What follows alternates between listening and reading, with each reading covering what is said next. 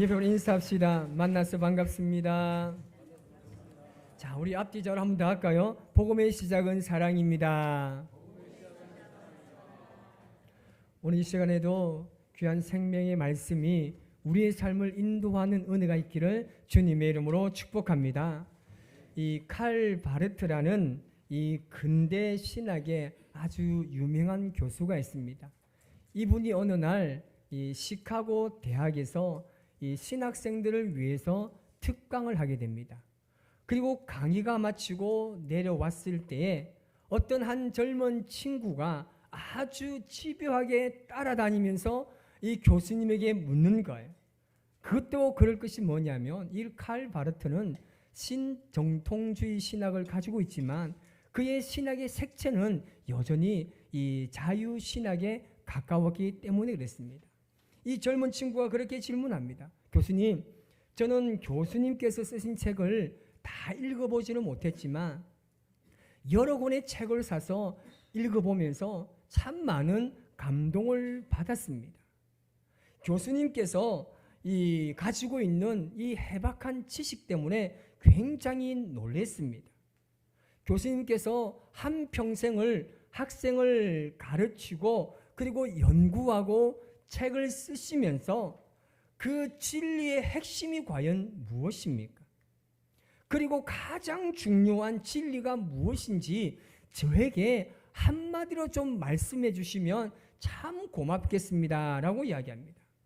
이 바르트 교수가 좀 황당하지만 이 껄껄껄 웃으면서 그 학생에게 이야기합니다.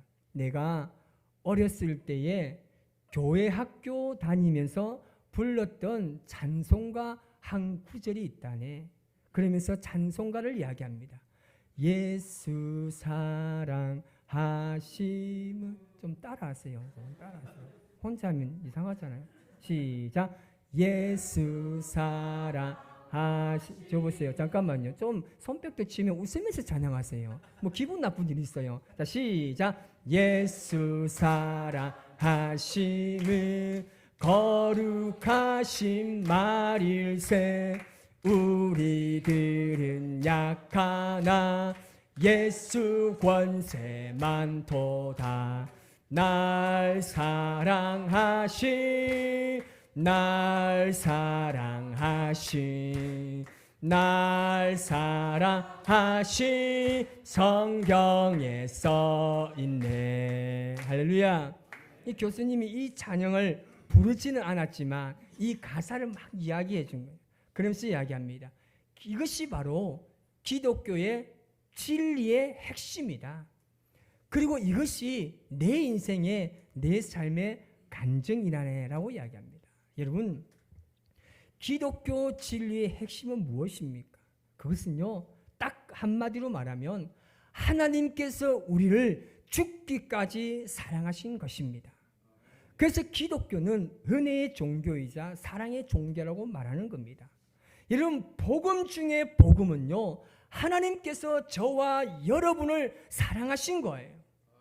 하나님께서 우리를 이처럼 사랑하시기에 당신의 아들 예수 그리스도를 십자가에 죽게 하는 엄청난 대가를 지불하신 것입니다. 그리고 우리에게는요, 구원의 문을 활짝 열어 놓으셨습니다. 여러분, 복음의 시작은 하나님께서 세상을 이처럼 사랑하시면서부터 시작된 것입니다. 세상을 살아가고 있는 우리를 사랑하시면서 우리에게 생명이 시작된 거예요. 여러분, 연애를 처음 하실 때 어땠습니까? 가슴 설레지 않던가요?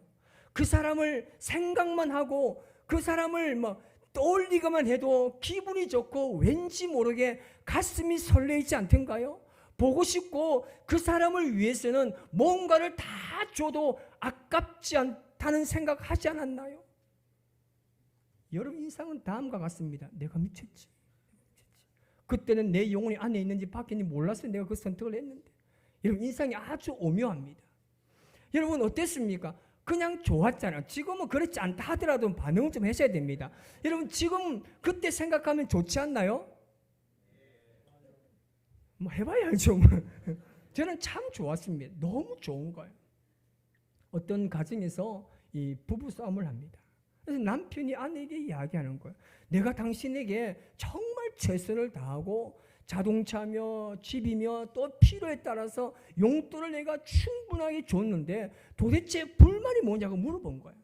아내가 딱 한마디 이야기합니다. 당신 빼고 다 줬다는 거예요. 이 반응은 여자 정신이 없구나 이 생각인가요? 당신 빼고 다 줬다는 거예요. 이 말을 듣는 순간 이 남편이 가슴이 철렁하는 거예요. 지금까지 자기가 아내를 사랑한 것은 자기가 자기가 줄 수 있는 그 사랑 안에만, 그 범위 안에만 한 사랑, 그것이 자신은 최고의 사랑이라고 느꼈던 겁니다. 그래서 자신의 어리석음을 발견하게 된 거죠. 여러분, 가장 위대하고 놀라운 사랑은요, 나 자신조차 내어줄 수 있는 사랑입니다. 이것이 하나님께서 세상을 이처럼 사랑하시고 우리를 사랑하신 사랑인 겁니다. 우리를 사랑하신 하나님의 그 증거가 뭡니까? 하나님 우리를 사랑하신다고 하셨잖아요. 그 증거가 무엇입니까? 그 아들 독생자를 우리를 위해서 주신 것 아니겠습니까? 여러분, 우리 모두는 하나님의 그 사랑을 받아 누릴 만한, 그리고 그 방법을 다 알고 있습니다. 그것은요, 예수 그리스도를 하나님의 아들로 인정하는 것입니다. 그리고 그것을 믿는 거예요. 여러분, 생명의 반대는 죽음입니다. 멸망입니다. 이 사건을 믿지 않는 사람들은요, 생명에 이르지 못하는 거예요. 멸망의 길로 갈 수밖에 없는 것입니다. 아무리 하나님의 사랑이 크다고 하지만 그것을 믿지 않으면 하나님의 사랑이 느껴지지가 않아요.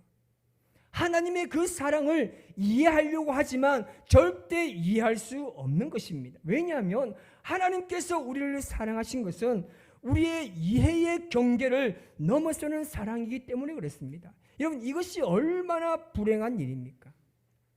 여러분, 이 세상에서 가장 큰 저주는 뭐겠습니까? 이것이 믿어지지 않는 겁니다. 하나님이 믿어지지가 않아요. 하나님의 사랑이 믿어지지도 않습니다. 심지어는 부모님께서 나를 사랑하신 것조차도 믿어지지 않는 겁니다. 이 세상에 여러분 모든 사랑이 믿어지지 않는 거예요.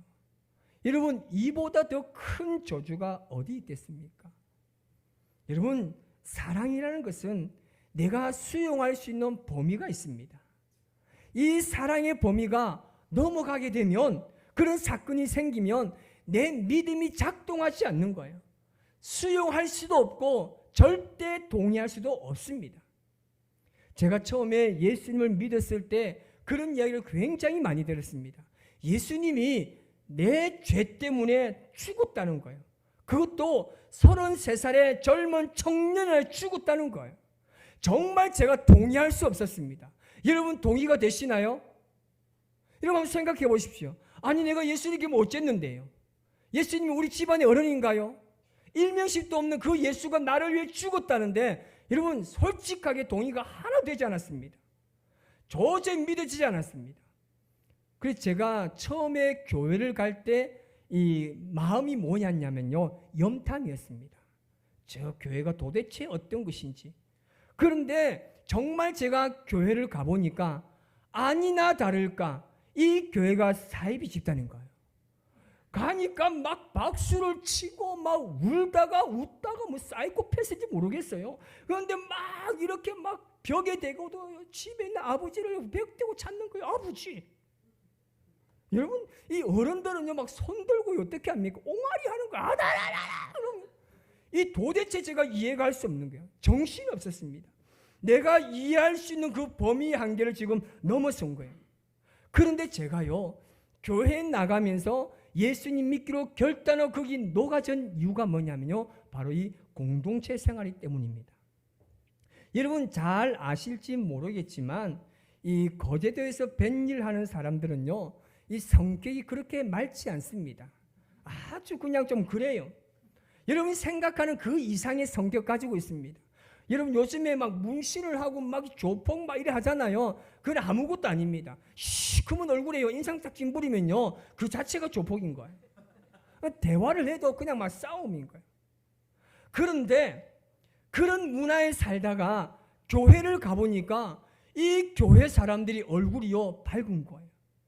표정이 너무나 달라요. 험상궂은 얼굴이 아니에요. 너무 밝고 너무나 좋았던 겁니다. 정말 세상에서 이해할 수 없는 모든 장벽이 내가 교회 가면서 내가 완전히 무너진 거예요. 정말 예수님께서 살아계신 것 같고 그분이 나 때문에 죽은 것 같고 정말 십자가에 못 박혀 죽었다는 사실을 인정하게 된 거예요. 여러분, 세상에서요 가장 큰 선물은 무엇이겠습니까?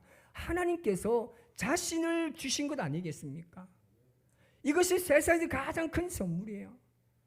중세시대 때 위대한 신학자인 안셀름은 여러분 이 말씀을 가지고 이렇게 이야기합니다.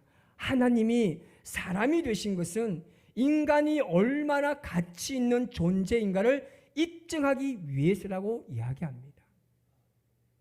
여러분, 우선 이야기가 하나 있습니다. 이 승객과 승무원을 포함해서 200명을 태운 이 비행기가 이제 출발하게 됩니다. 그런데 이 하늘 상공을 날던 비행기 그만 엔진이 고장난 거예요. 이 비행기에 타고 있던 사람들이 너무나 막 긴장하는 거예요. 이제는 막 비상 탈출을 해야 되는 거예요. 근데 그 비행기 안에 낙하산 200개밖에 없습니다. 근데 그 중에 하나가 고장난 거예요. 이 사실을 한 승객들의 마음이 술렁이기 시작합니다. 그때 너도 나도 할 것 없이 모두가 낙하산 하나를 딱 짊어지고 막 뛰어내리기 시작합니다. 이제 남은 낙하산은요 2개밖에 없습니다. 남은 사람은 3사람입니다. 기장과 젊은 중년의 아저씨 한 명과 유치원생이 남은 겁니다. 이 낙하산은 2개밖에 없고 사람은 3명이니까 서로 눈치를 보기 시작합니다. 그 순간에 젊은 중년이 잽싸게 낙하산을 딱 잡아서 뛰내리는 거예요. 기장이 그것을 보고 그 아이에게 이야기합니다. 나는 모든 승객을 안전하게 책임질 의무가 있다. 내가 이 낙하산 가지고 뛰어내리라 라고 이야기하면서 낙하산을 가지러 갔는데 낙하산이 2개가 있는 거예요. 분명히 하나가 남아야 되는데 2개가 남은 거예요.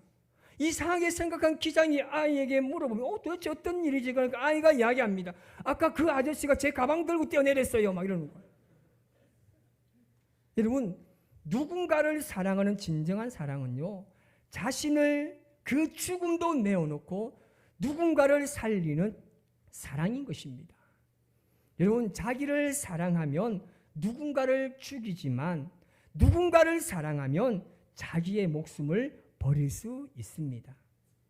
여러분, 인생을 살아가면서 사랑에 대해서 여러분 과연 배운 것이 무엇입니까? 저는 그렇게 긴 인생은 아니지만 반백년을 살아가면서 사랑에 대해서 배운 것이 하나 있다라면 사랑을 하느냐 하지 않느냐가 아니라 내가 아는 사랑이 무엇인가를 제가 깨닫게 된 겁니다. 결국 내가 아는 사랑, 그 사랑이 어떤 것인가가 문제인 것 같습니다. 여러분, 여러분이 아는 사랑은 과연 어떤 사랑입니까? 하나님이 믿어지고 하나님의 사랑이 믿어지는 것은요, 큰 축복입니다. 예수님께서 하나님의 아들이라는 사실이 믿어지고 그분이 십자가의 사랑으로 죽었다는 것이 믿어지는 것은요, 큰 축복입니다. 이 믿음이 있는 사람은 하나님을 사랑합니다. 이 믿음이 있는 사람은 예수님을 사랑할 수밖에 없습니다. 이런 믿음이 있는 사람은 멸망치 않고 영생을 얻게 되는 것입니다. 저도 제 삶에 가장 캄캄하고 절망스럽던 순간이 있었습니다. 두려움 속에서 완전히 무너졌습니다. 패배감이 완전히 제가 무너졌습니다. 진짜 문제는 누구와도 말하지 못하는 겁니다. 두려워서. 너무나 무섭기 때문에 그 누구와도 나눌 수 없어서 그냥 가슴에 묻고 통증을 느끼면서 아픔을 가지고 그냥 있었습니다. 그러면서 제 머릿속에 생각되는 그겁니다. 내가 앞으로 어떻게 살아야 하지? 내가 정말 다시금 사역을 할 수 있을까? 이런 생각을 할 때 정말 자신이 없었습니다. 방향을 잃어버렸습니다. 열정을 잃어버렸습니다. 완전히 그렇게 무너지고 있는 자리에 제가 서 있었습니다. 그래서 제가 오늘 이 자리에 있을 수 있는 것도 이 사랑 때문입니다. 살아계신 우리 주님이 주신 사랑 때문에, 내 아픈 것을 기억하는 그 주님의 사랑 때문에, 내가 힘든 것을 알고 있는 그 주님의 사랑 때문입니다. 그것이 저에게는 복음이 되었던 것입니다. 여러분, 우리가 그 사랑으로 새 생명을 얻었다는 것을 믿는다면 이제는 우리가 나서야 할 때입니다. 여러분, 기독교의 신앙은요, 맛을 보는 신앙입니다. 말씀을 실천할 때 말씀과 내가 하나가 되는 역사가 일어납니다.